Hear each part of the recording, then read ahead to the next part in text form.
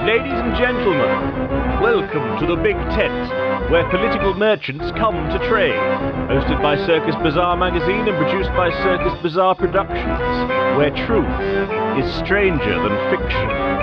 Good evening, my fellow citizens. Ich bin ein Berliner. Join the progressive party. We've had a problem here.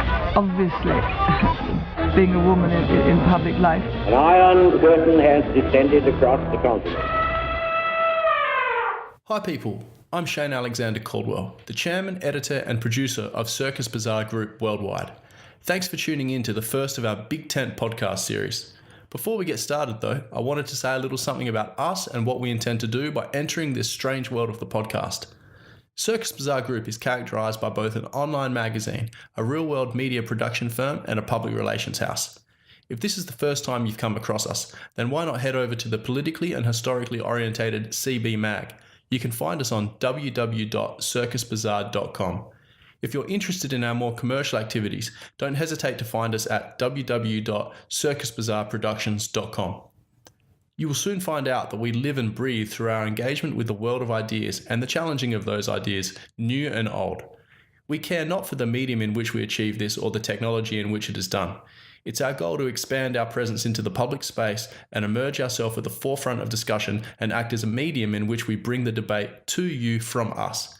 Establishing a podcast series is just another way in which we can extend our already existing portfolio of channels. We hope that you enjoy listening to the show as much as we will enjoy making it. Okay, enough about us, on to our first guest. Zac Rogers is someone that I've known for quite some time now. He's based out of Adelaide, Australia at the College of Business, Government and Law at Flinders University. He's in the final stages of a doctorate that explores the strategic implications of cyber insecurity and the impending impact of blockchain on both regional and global political economics. He's also a founding member of the Flinders Blockchain Alliance. In the last 12 months, Circus Bazaar Magazine has published 5 articles written by Zac on topics ranging from the nature of modern communications to the election of Donald Trump and how to handle a nuclear North Korea. Zac is a specialist in international affairs and primarily sees himself as a communicator of complex topics, of which blockchain and its most well-known manifestation, Bitcoin, most certainly is. He has a great knack for unpacking the theoretical foundations of these things and explaining it in a way in which both policymakers and the public can easily understand. I just want to say, this is not another podcast that's trying to pump the price of Bitcoin. There's enough of that around already. Although I believe blockchain has future applications in all sorts of fields, I personally have a rather negative view on the future of Bitcoin itself and other non-nation state sanctioned currencies. Zac does, on the other hand, have a different opinion. So I'm hoping that together we can explore this topic to a depth that gives the audience a few extra things to think about so they can make up their own mind, as this is certainly one of the most popular topics of discussion at present for the public at large. So without further ado, I present the Big Tent's first and very interesting guest, Zac Rogers. Hi Zac, how you doing? Thanks for coming on the Big Tent podcast. My pleasure, Shane. Thanks for having me. First things first, why don't you give the audience a little bit of an introduction on who you are and what you do and what your specific interests are. Also, I've already introduced you as an expert in international affairs, but you're actually a political scientist, correct? I wouldn't call myself a political scientist, Shane, but yeah, that's largely the area, and people might probably understand it, particularly in North America, as that's what I do. But yeah, it's in IR, security studies, strategic studies, but with a focus on cyberspace and network warfare. Yeah, that's correct. In that respect, we have a very similar education in international relations then, right? Yeah. Even though the field may be on its last legs. Well, that's exactly what makes this thing so interesting. I've got a copy of your synopsis here, and according to this, you are specializing in network security in the Western Pacific, right? Okay, well, yeah. So over the last 4 years or so, Shane, I've been working on my thesis, which is essentially it's around analyzing the way the United States has led sort of a shift into, or a decades-long effort really to shift warfare into the digital domain, and particularly in the sort of the late 90s, this idea of network-centric warfare became popular, and what it really was all about was breaking down stovepipes between the military services in the US, breaking down the way they think about operational concepts, breaking down the way they procure, in order to really, this is the Pentagon after the Cold War thinking about the future of warfare, but also realizing that it would have constrained budgets, realizing that it would have difficulties politically around the world, keeping alliances together, given the end of the Cold War and the breakdown of the Soviet Union. So these ideas are really sort of around Rumsfeld's time at the Pentagon, but many others as well. And it's about speeding up warfare by networking forces together using a whole range of digital technologies that had evolved over the 70s and the 80s, really on the back of the invention of microprocessors and complex integrated circuits and this sort of thing. And the idea really for my thesis was that all of this is having strategic implications that are largely glossed over or just ignored mostly by people who talk about networked warfare, particularly in relation to the shifting materiality of warfare into the digital domain had to have implications at a sort of political and strategic level that weren't being highlighted by the people who talk about it, because it's largely discussed in sort of tactical or operational terms and very much focusing on the technical. So my thesis was really to try and open up a few avenues for IR scholars to think about how alliances and indeed adversarial relationships might be shifting on the back of this 20-odd year push to digitize warfare. But one of the interesting things that's really happened since I submitted my PhD, Shane, is that working backwards as you do a lot of the time with a PhD, I would have started it rather differently. I would have, for my PhD, the cyber context was kind of an adjunct, a bit of a thing that was off to the side. I kind of put it in a black box and tried to ignore it. I thought probably because I wasn't an expert in cyber, I wouldn't understand it. But what's happened really in the year since I've submitted my PhD, and I have got reviews, resubmissions to do, is that cyber for me has sort of swamped that whole idea. So I am kind of in a position where I'm resubmitting a thesis that I've already moved on from in many ways, and that's not unfamiliar to people who've done PhDs. But so what I've seen is that cyber has become the strategic domain, and it's become the strategic center of gravity. And so that's kind of where I am now in relation to my thesis. Well, that's very indicative of how fast the field of international relations is changing in the modern world. Absolutely. Yeah, absolutely. And if I'd understood some of the things I do now, I certainly would have started differently. But that's the process of a PhD. Really, it is a process of a postgrad student learning to find their feet in a field. And yeah, there's, as you say, it is moving so incredibly quickly that there's no surprises about that. Great. Well, Zac, the times where you and me have had extensive discussions about these things, one topic has always risen its head, and that's Bitcoin and blockchain's application to cyber warfare, which I know you've taken a very keen interest in. What have you discovered? Well, I see Bitcoin, Shane, as sort of the proof of concept that emerges towards the end of 2008 in a white paper by pseudonymous Satoshi Nakamoto. Basically, Bitcoin is a proof of concept that you can have a distributed ledger, so a record of account of anything. It happens to be transactions and ownership of Bitcoin in Bitcoin's example, but you can have anything that can be represented digitally can be recorded across a distributed ledger. So all that means is that there's no intermediary who is in charge of updating and securing the ledger. It is secured across a number of nodes in a network. And the trick immediately when you try to use that sort of method is that you're faced with what they call a Byzantine generals problem. All that means is that if you've got a record of account across a number of nodes instead of just one or two, and there's nobody in charge of it, how do you make sure it's secure and accurate? So the Byzantine generals problem is solved by the Bitcoin example by what they call proof of work. It's a consensus protocol. So in order to solve the Byzantine generals problem, you need a consensus protocol. How do I update this ledger, and how do I make sure it's accurate and secure without having an intermediary who puts his or her sort of stamp of authority on it? Bitcoin uses proof of work to do that. It produces a chain of blocks into which a number of all the transactions and ownership record of Bitcoin go in every, I think it's 10 minutes with Bitcoin.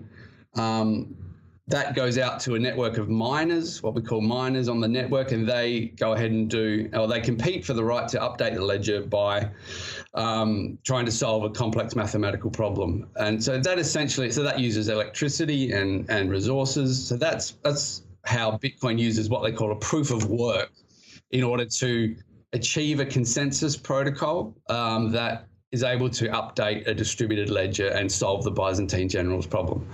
So it's essentially a form of accounting that goes beyond single and double entry accounting and becomes almost triple entry accounting. But it means that the real political significance of it is that it does disintermediate. It pushes out the need for a centralized authority to act as that trustworthy actor. That's really where the significance of Bitcoin lies in that blockchain technology. See, to me, Bitcoin represents somewhat of an ideological investment built upon libertarian notions of economics. By this, I mean that for Bitcoin to achieve the kind of success that some of the speculation suggests, it seems to me that it needs to successfully challenge, if not outrightly beat, the nation state's monopoly on sovereign currency. And this is not something that I would expect is going to be given up easily. Yeah, absolutely.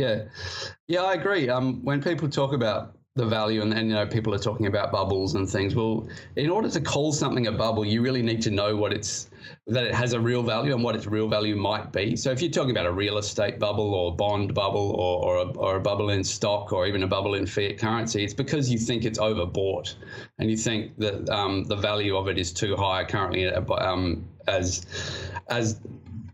determined by the market. But how can you call Bitcoin a bubble if nobody knows what its value is? Because a lot of people don't even understand what its value is. And you're absolutely right that it is. Partially, it isn't as an ideological investment, as you call it. I think its true value and the value that it is essentially a proof of concept that you can have a record of account of anything. Really, what blockchain is saying it doesn't have to be Bitcoin transactions. It's a record of account of anything that can be updated without an intermediary and kept secure. Now, what is the value of that? I have no idea. Bitcoin could be in a bubble. It could be too valuable already, or we could just be at the start of the curve. Certainly. I mean, I really do sympathize with the view. I actually heard Niall Ferguson, the historian, talking the other day about Bitcoin, and his point of view was that if Bitcoin was to become some form of digital gold, a hedge against financial disaster of sorts, and if 1% of the wealth of the world's millionaires was invested in Bitcoin, it would be by market demand worth above $60,000. Yeah, well, I wouldn't write that off at all. I think a lot of even just this week, Shane, since the beginning of Bitcoin futures, I think it was that late last week or early this week. So now you can bet against the price of Bitcoin. This is mainstream Wall Street buying in here, and there's, as you've seen this week, the price has just skyrocketed again, and so this is institutional money that is now coming into the whole, not just Bitcoin, but the whole cryptocurrency space.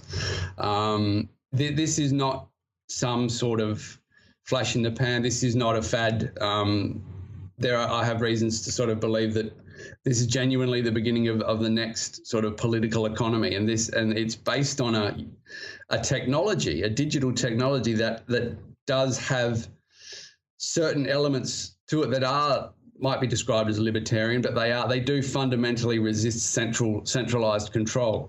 I mean, there are sort of debates around Bitcoin in which a lot of the mining pools are becoming so big and so centralized that it's almost losing some of its decentralized character, and that's all debates within the community. But the central concept, the proof of concept that you can update a distributed ledger with a Byzantine fault-tolerant consensus protocol, that it works. The thing about Bitcoin is that it was just put out there into the wild, if you like, with nobody protecting it, and it's survived for the last 8 or 9 years, and it really is the sewer rat of bitcoins. It's survived everything anyone can throw at it. That might speak to its value more than just about anything else.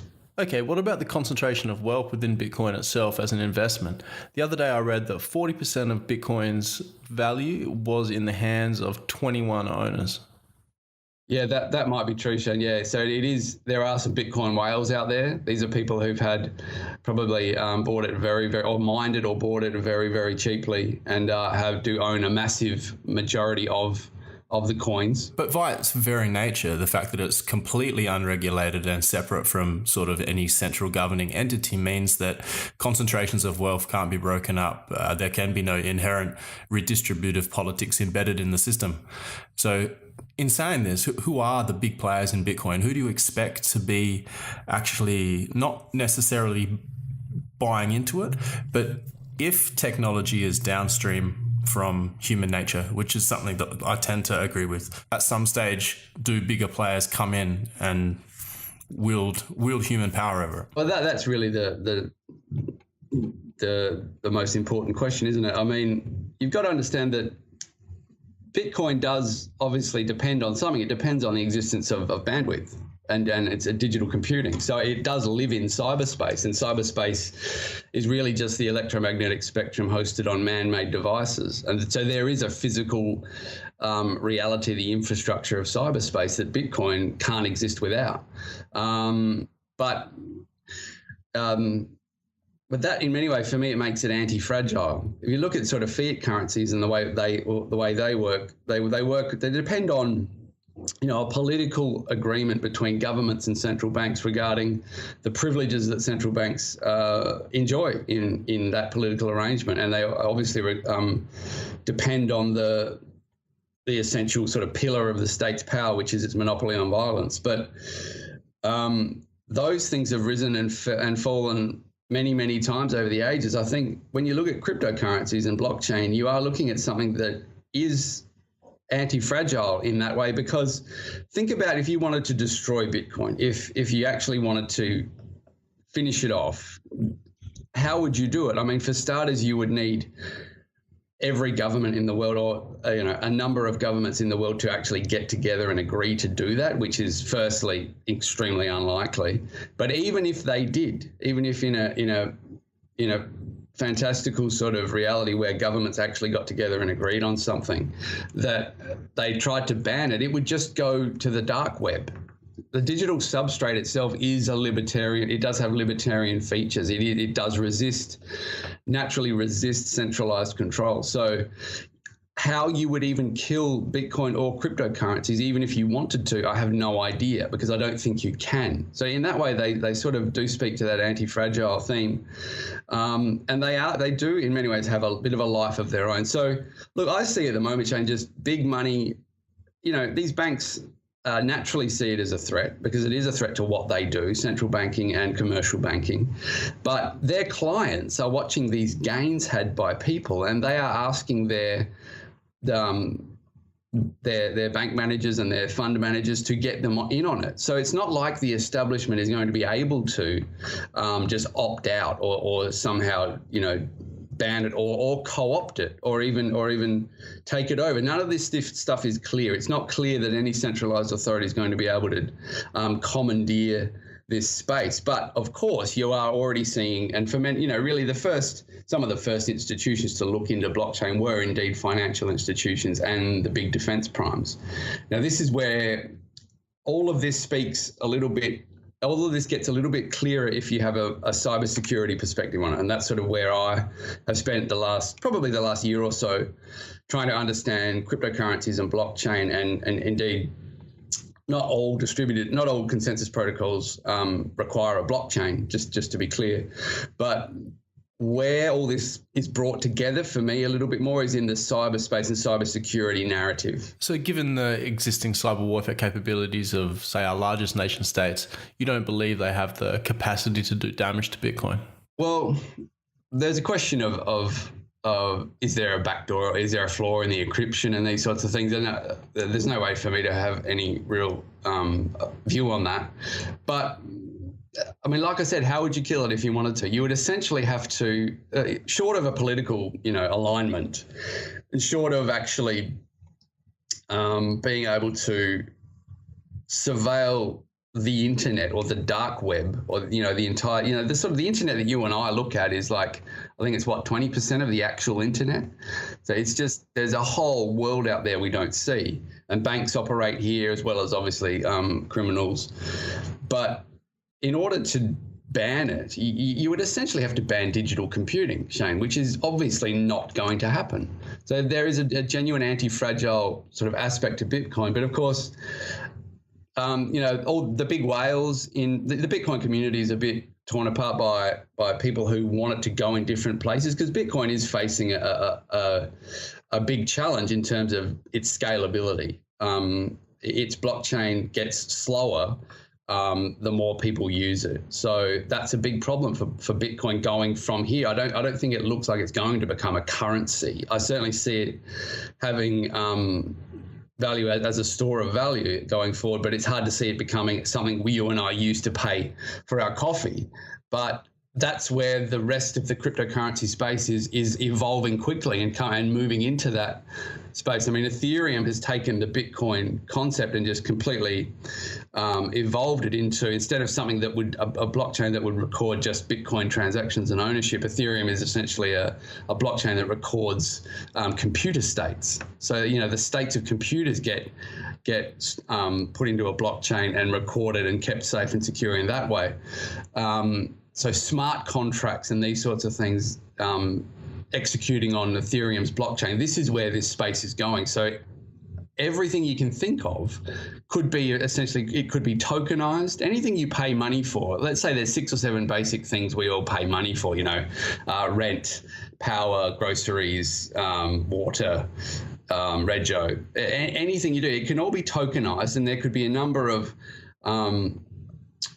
companies who provide services and goods in those spaces who you buy a token and you interact with across on a blockchain and using smart contracts. So you've disintermediated a whole class of sort of middlemen, and everything gets more efficient and sped up. But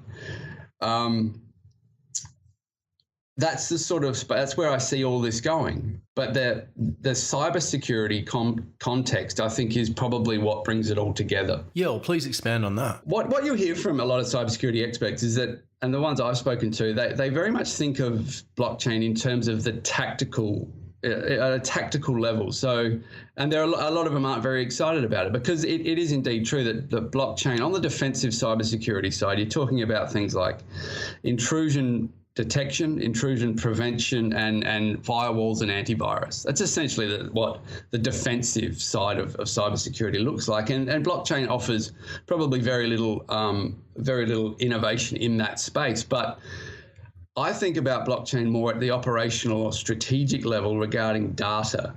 So let me give an example of what I mean. And in terms of, I think blockchain has the ability to takes data off the battlefield.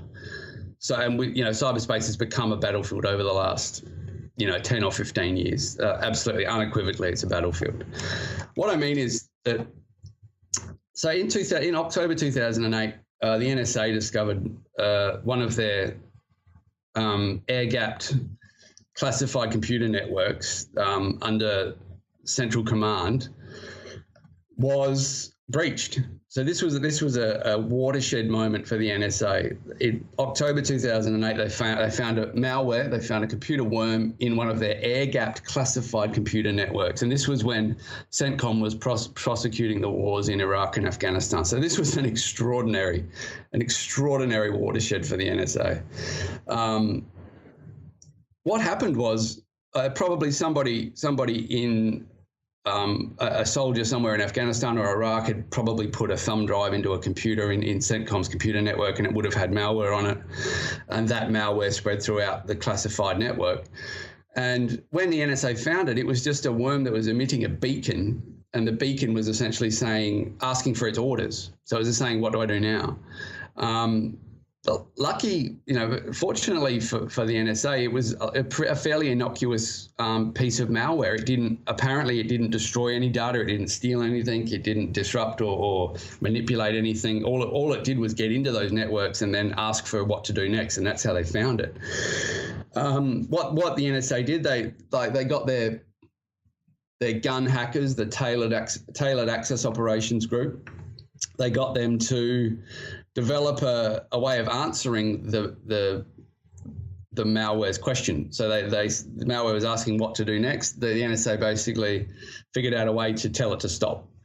But what they had to do then was trace its footprints through every network that it had access to. So they had to go and find it. And the NSA Tailored Access Operations Group took 14 months, reportedly 14 months, to basically clean up this breach. And this was one breach, and it was an innocuous piece of malware. So you can just imagine the implications there if it was more malicious than that. But for an air-gapped classified system to be breached, it was just an absolute watershed. But the point is that they had to go and trace those footprints through X amount of data. And that took, their gun hackers, it took them 14 months. And the time and resources that it took the NSA in order to just clean up one breach was extraordinary. What blockchain can do is it can take data off the battlefield. What I mean is, because it verifies and secures data and it locks it away, if you could say, begin at day 0, and all your computer networks and every computation, instead of Bitcoin transactions or smart contracts or whatever, every computation was recorded into a blockchain. Everything the computer does, every line of code it runs, was essentially recorded and stored in a blockchain. That gives you the ability to put that data, to take it off the battlefield. So you get breached on day X. You discover some malware in your system that's just arrived. You don't have to go back to day 0. You know that data's clean. It's off the battlefield. It's tucked away. It's squared away. It's verified. You can start looking for that breach from day X. So you will end up spending far fewer resources and time in looking for that breach. So this is at an operational level. That's where blockchain comes in. It allows you to take data off the battlefield. Now imagine, let's go up to the strategic level. At a strategic level, if your entire political economy ends up becoming tokenized and people interact with the economy via platforms that are hosted on blockchain, and all of those computer states are recorded in a blockchain, it's all verified and tucked away, that is a strategic leap forward in cybersecurity for an entire society. That's sort of the perspective for me, where none of this crypto stuff is a fad. None of this is a passing moment. This is a step into a more secure cyberspace. And we're seeing a number of other developments as well. I mean, I just heard on the radio this morning that the net neutrality rules in the US had been at least partially repealed. There's a lot of discussion about this, but from the cybersecurity point of view and from the point of view of an organization like the NSA, what that does is it allows sort of ISPs to, it gives the NSA the ability to, essentially, even a couple of years ago, the United States still hosted about 80% of the world's bandwidth. That means that, digital information, digital communication it's not like analog communication. It gets packeted up into bits and bytes, and they get packeted up, and then they communicate through the entire global network. So everything's mixed up with everything else. This is the NSA's essential problem in the digital domain, in the digital world. It wasn't their fault. They didn't want to start. They didn't really intend or have any interest in starting to scoop up everyone's communications and everyone's digital footprints. But the digital domain itself essentially made it impossible not to. If they're able to sort of prosecute their mandate, which is to intercept intelligence in transit, then the digital domain presented them with a fundamental structural problem. What those net neutrality repeals do is they could indeed make the haystack smaller for the NSA. So it's perfectly legal for the NSA to go and break into computer networks in other countries, but it's not legal for them to do it in the United States. And this has been the big political and legal stumbling block for the NSA, which is an organization that since really the mid-'80s, they've wanted to be in charge of trying to secure the digital substrate. They've understood this problem and they've understood it as a strategic problem, but they've run into political and legal roadblocks at a number of junctions along the way, but what these net neutrality rules do, or the repeal of them do, and even indeed what I think a blockchain, a political economy does, where we're all using tokens and cryptocurrencies to interact with the economy, it brings some more verification and security into the digital substrate itself. Now, I know there's a range of political and social and ethical discussions around all of that, but for me, that cybersecurity perspective is really what brings it all together. So whether it's Bitcoin or cyber warfare capabilities, these new technologies are genuinely threatening the existing hierarchical structures in the world. Yeah. Well, one of the things, Shane, just on that, sorry to interrupt, just on that, I mean, one of the things about this is that it is completely blurred lines in this space. So it's completely blurred the lines between civil and military. It's blurred the lines between intelligence operations and military operations. The complete the ubiquity of cyberspace in our lives now means that none of us are not on this battlefield. Every society is on this battlefield. So these lines have blurred. And one of the things the NSA found is that they understood fairly early on that they might have the longest list of zero-day vulnerabilities in the world, and they may have all this stuff. But once sort of Silicon Valley stood up, once personal computing came into the game, once the internet and the World Wide Web became a thing, this brought all these actors, all these private corporations into this security space. And it took a while. It certainly took, a decade or two for something of an alliance to develop between government, and I'm talking about NSA, CIA, FBI, even White House, State Department, the whole government infrastructure, but also private corporations. And there I'm talking about not just defense primes, but banks. I'm talking about Silicon Valley, big data, big internet companies, your Googles, your Facebooks, everyone. But then there's also a third force, which is hacker subculture. And even hacker subculture in some ways has been commandeered really into this alliance. So nowadays it is fundamentally not the government that is securing you in cyberspace. If you are secure, and most of us would probably say we are not, but it's just to speak in the United States, it's not going to be the government, the NSA that is alone securing you in cyberspace. It's essentially a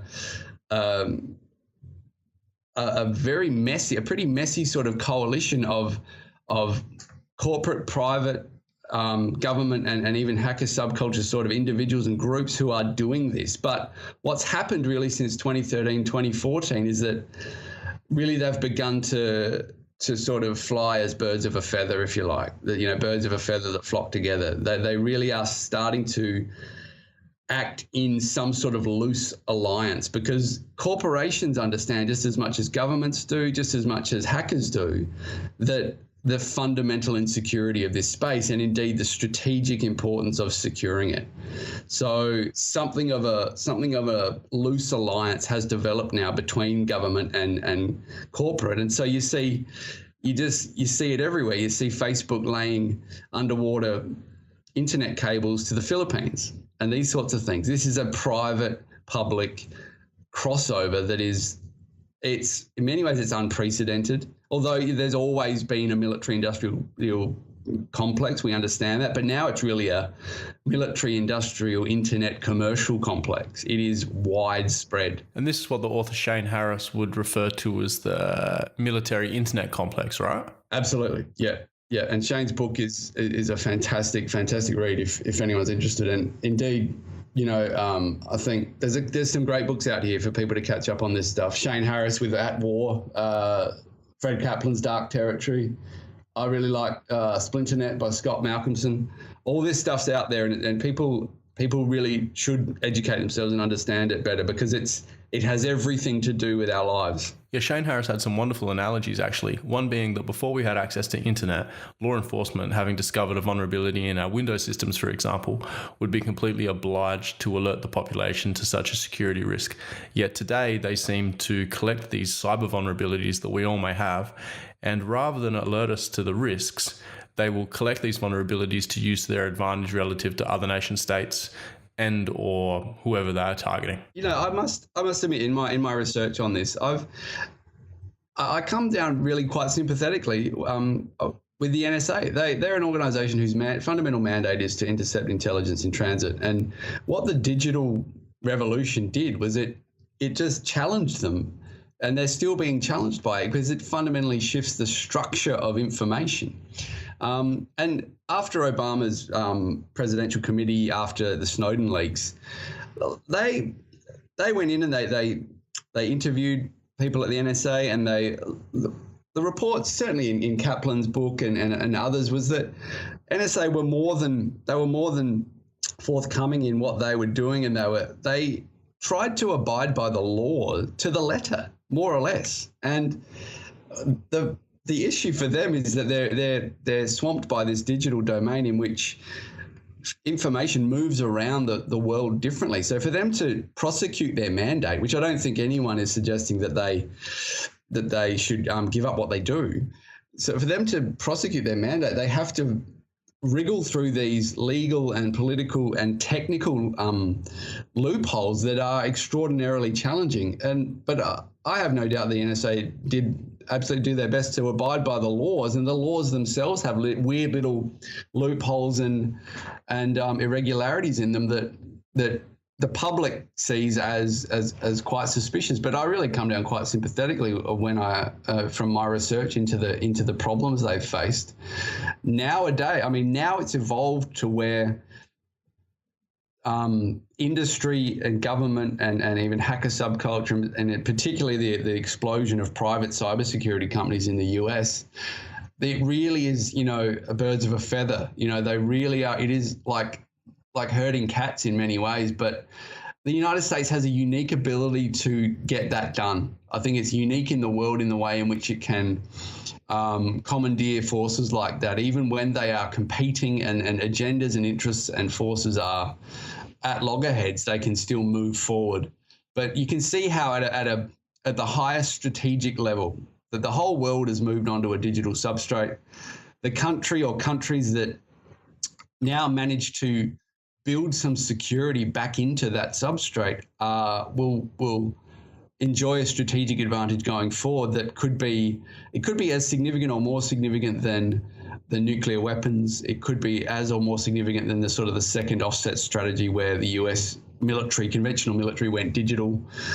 This is the center of gravity of 21st century strategic competition. I have absolutely no doubt. And when you trace it all down and you get down to cryptocurrencies, in many ways, for me, that's the sort of first act in the almost crowdsourcing of cybersecurity. So you and I, starting to buy and trade cryptos, and maybe we start using them for some services and goods. The concept of self-sovereignty is really important. So everyone who's probably bought cryptos or bought some blockchain and see their value go through the roof now has a major incentive in keeping their private keys secure and keeping the addresses and everything they do online secure. So you and I are, as we move into this space, we become self-sovereign, and in many ways plays a part in the crowdsourcing of cybersecurity nonetheless in what are still ostensibly open societies. And when you sort of look at that as a strategic competition between open societies and closed societies, open is better, open is bigger, and when blockchains get big and they get public, they get arguably more secure. And then, of course, blockchains are like gold dust to artificial intelligence developers. So what our AI needs is sort of data that's been squared away and verified and doesn't contain too much junk. So blockchains are able to give you that as well. So if AI and obviously quantum is the next strategic competition is already underway, big open public blockchains are again an advantage for open societies when they are developing AI solutions as well. So this really does have a sort of root to branch cybersecurity strategic context. And that's where the crypto world, which everybody's getting, really, really excited about, I think it is situated within this broader context, and it'd be good if people understood that a bit more. The amount of pressure this actually puts on existing hierarchies it can't really be underestimated, can it? Well, just on that, Shane, I mean, cryptos, or the whole cybersecurity context, and I think there's a new book out called The Virtual Weapon. Francis Fukuyama is quoted on the front as saying, cybersecurity, cyber insecurity fundamentally changes the relationship between, the social contract. Because as I said before, if birds of feather that flock together, it is not the government that is securing you in cyberspace. So what is the government? The government's, original, or the state's fundamental purpose is its monopoly on violence, but in many ways, Hobbes wasn't living in the digital world. And in the digital world, it's really more about security. In this world of a insecure digital substrate, if I can have my bank account details stolen, my money stolen, my identity spoofed, if I can be cut off from electricity, services, transport, communications, if you can do all that from a computer on the other side of the world, to me, what has violence got to do with it?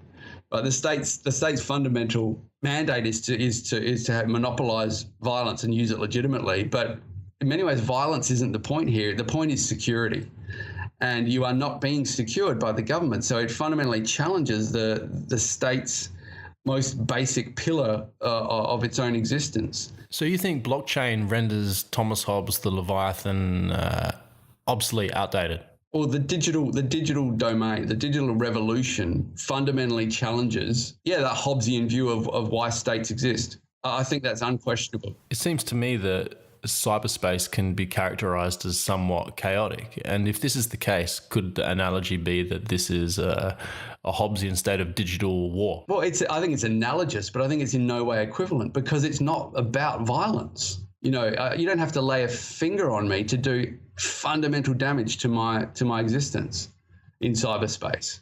I don't know. I don't have a good sort of grasp on that yet, but there is something fundamentally different when we've all migrated to this digital substrate. We're not about to jump off it. We're not about to ban digital computing. It's never going to happen. It does exist, though, on a physical infrastructure where violence is still relevant. And that's where, for me, for IR people and for security studies and strategic studies, and really where the center of gravity that has gone and needs to go is digital infrastructure. So the infrastructure of cyberspace is a physical thing. It's made up of, underwater and overland internet cables, routers, switches, networks, data centers, satellite ground stations. The physical infrastructure of cyberspace, which hosts the electromagnetic spectrum. This is the new geopolitics, if you like. You have to see the South China Sea not as about fishing and resources and shipping, but as about underwater digital infrastructure and cyber attack staging points. For me, the thing about it is it maps a little bit onto the traditional world of sea lanes and sea control and bubbles of security, but it maps a bit onto there, but it's not the same thing. A lot of the world's most frequently used sea lanes are also home to the largest number of underwater internet cables. Just have a look at some websites. I think there's some great websites where you can actually have a look at the world's underwater internet cables, and they almost map like a sea lane map. So these spaces are still relevant, but the competition over them has changed. So the next question is, where's academia on all this? Are they up to speed? Oh, absolutely not, Shane. Absolutely not. No, there's a fundamental need to, particularly in my field, IR, and I can't speak for anyone else, but there is an awareness in security studies. what I see, Shane, is that people who understand a bit about cyber warfare and cyber security are generally kind of technical experts, and often people with more general skills leave it to the technical experts to explain things, and there's the crossover doesn't happen.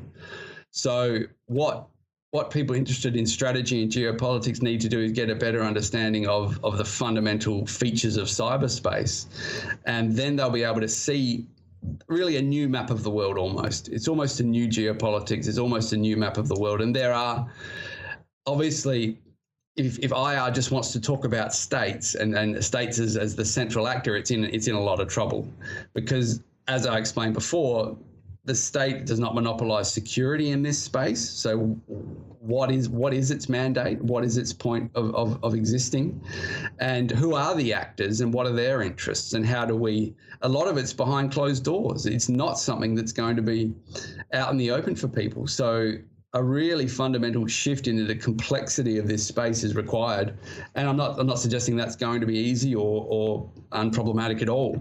But for IR to have relevance, it needs to at minimum acknowledge the fundamental shift in the materiality of power in the world, and that materiality has fundamentally shifted into cyberspace, and that has a physical reality, but it has a bunch of different social and institutional facts that are evolving in kind that I just don't think we're on top of at all. You've written for Circus Bazaar Magazine quite a few times now. Now, I've just got a quote here, and it says, just after the election of Trump, you wrote, "It's not just that progressivism has received its comeuppance, it's that the informal institutional foundations that support the agenda, any agenda, have almost been silently collapsing." Essentially, that talk of a post-truth world was only scratching the surface. Yeah, so that's exactly what I'm talking about, Shane. When the physical facts of the world, when physical materialities I've spoken about here as cyberspace and the digital world is so fundamentally different from the analog world. And there are undoubtedly ways in which it is shifting our social and institutional facts. All social and institutional facts eventually anchor somewhere, and they anchor to the physical world. And when that physical world changes so much, so dramatically and so quickly, those institutional changes happen almost overnight. And that's kind of what I'm referring to there, and what I'm referring to regarding this mythical sort of post-truth world. All post-truth is that, you know, my bullshit's now someone else's bullshit, and I'm upset about it. That's because I don't control those vertical sort of institutional information flows anymore. It's just a vertical information flow. It's just flat. It's just gone straight onto its side, and now we're in this horizontal space. And naturally, you know, institutional and social facts about authority and legitimacy, and indeed the locus of those things, has fundamentally shifted. It's almost like it's happened overnight. It feels that way. It certainly feels that way in regards to politics and social dynamics at the moment. But that's really because the shifting physical domain and its influence on social and institutional facts and the complexes of those things.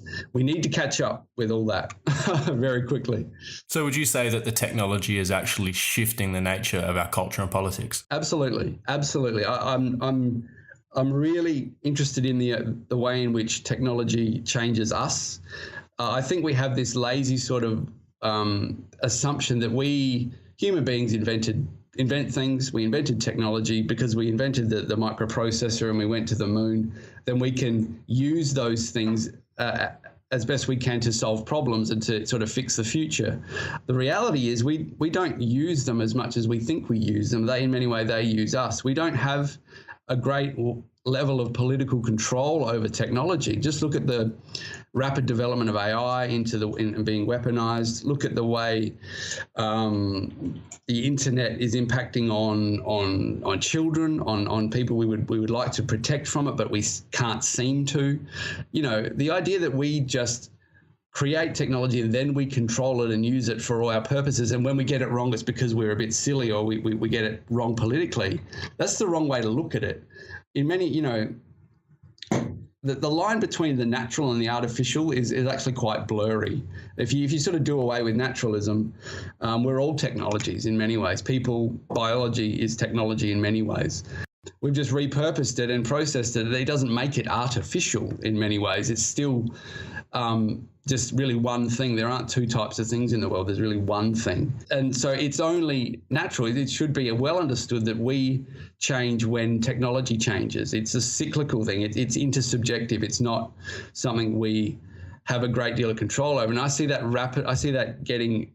increasing, and I see it getting more complex really quickly. So I guess it's a little bit like the Jungian concept that maybe we don't own our ideas, but our ideas might own us. Yeah, absolutely. I see a lot of analogy there. And, John Gray's written a lot about this, and certainly Nassim Nicholas Taleb and those guys, there are some people who are really onto this. And there is some scholarship within academia about that is very much interested in the shifting materialities of the digital space and things like, even in spaces like finance, and the way we interact with the world is changing so rapidly that the social and institutional facts are going to shift rapidly as well. If we're talking about Bitcoin or cryptos becoming challenging the monopoly of central banks and commercial banks, this is fundamentally going to change society. There's absolutely no question about that. These are big changes that are in the process of happening. So it is actually networks versus hierarchies. Well, absolutely, yeah. We get to that space, and I haven't managed to get to Niall's book yet, but I know you have. But I've been very, very interested, and that speaks more to my thesis about the impact of networks, and networks really are different material. Different material infrastructures in contrast to hierarchies, but they also accommodate those expectations about where authority comes from, and they shift all of that. But because we are so fundamentally networked now, and with hyperconnectivity has come as sort of an erosion of traditional centers of authority, and that's happened so quickly. These are the shifts I think that are happening they all look a bit blurry because they happen so quickly, but it's not impossible to get an understanding of them. And yeah, network theory and in contrast to hierarchy, that's a really good space for, I think all social sciences should be looking into that as well. Yeah, Niall Ferguson's book was really fascinating. I mean, the whole concept was that looking at the history of large political events through the lens of networks rather than hierarchies, you can actually deduce that they played a much larger role than what they have historically been given the correct credit for. Yeah, I think that's a great perspective. And, it speaks to, institutional hierarchies tend to be things that we put up as real, but they only exist as long as people sort of have expectations about them being real and being important. And the minute that drops away, it just sort of evaporates, and you end up just with what's been there all along, which is a network of people. Now that we can connect up so much more easily, like we're doing right now, horizontally. I'm in Adelaide, you're in Oslo, where the world changes. That's a shifting materiality. We can connect up more easily, horizontally, and so we don't. In many ways, our expectations about vertical institutions just get eroded really quickly. But it also, because it's intersubjective, material things and ideational things are intersubjective. They're not two things, they're really one thing. Getting down into the weeds of that is really getting down into language. So it's going to be how we speak about this world and how we speak about these new institutions as well. That is a good place to look for social scientists as well. That's something we're sort of moving into next year, is digging right down into the weeds of intersubjectivity via sort of John Searle, the philosopher John Searle, and his theory of the construction of social reality. And he gets down into language and speech acts. It's how we speak about things that ends up influencing how, certainly, the locus of authority and this sort of thing. So to a certain extent, it's how we perceive the network or the hierarchy. Yeah, it's how we reproduce it through our language and our practices and our beliefs and values about it. But it's interesting for me how quickly and how almost soundlessly that vertical institutional hierarchies do just evaporate, and you're left with elites at the top of these hierarchies who've got no idea what happened, but you're left because the real glue in an institutional fact is the expectations in the minds of people about the locus of authority. It's not about really what happened at the top, it's what happened at the bottom. And because the bottom has changed so quickly, the top's left wondering what on earth is going on. Where has all my power gone? And that's when you start inventing things like post-truth and populism. Because, like I said before, it's just my bullshit's now been replaced by someone else's bullshit, and I'm not happy about it. Do you think Trump had any intuitive understanding of this? I think intuitively, it's fair to say that at some level, intuitively, he does understand it. Yeah, I would agree with that. I mean, I don't think for a minute that he intellectualizes it the way we are now, but I do certainly see, that intuitively understands this new digital networked age in which hierarchy and authority, it's lost its foothold. Yeah. Where its expectations about it have just dropped away overnight. And he might have been one of the first to really get in front of that, just intuitively. So as subjective as all this is, who wins, the network or the hierarchy? Well, the network wins, Shane. And I think, and certainly speaking to that anti-fragile theme, networks are anti-fragile. You can take nodes out, you can take out connections, but the network can just grow.